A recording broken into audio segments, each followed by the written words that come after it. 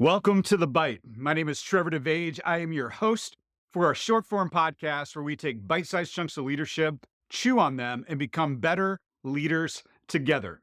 Welcome to Monday. It is Mindset Monday, getting our mindset right for the Monday in front of us. And I was watching this show on National Geographic the other day with David Blaine.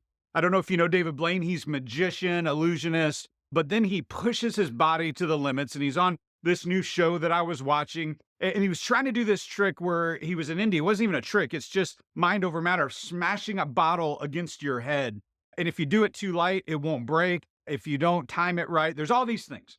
And in the middle of it, he finally does it and he smashes this bottle against his head. Immediately, he starts to bleed.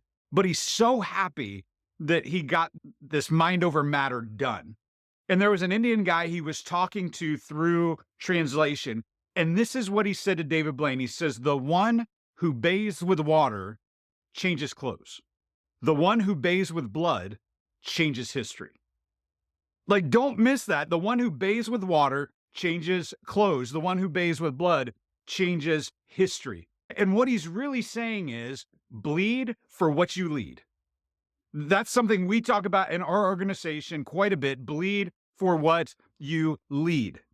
Those who bleed the hardest for the organization, for the mission of what you're trying to accomplish, usually change the course of history and legacy in your organization. I'm a pastor of a church in Tucson. We are seeing literally the reach of our church extend to thousands of people each and every week. And here's what I know: as the leader of our organization, I have to bleed the most for what we lead. But here's what I also know: those in our organization that work for us, other pastors on our staff, other staff, executive staff, admin staff, whoever it is, whether they work in our food services or they work in our facilities, whatever it is, those that bleed the hardest for what they lead are the ones that are leaving the greatest legacy.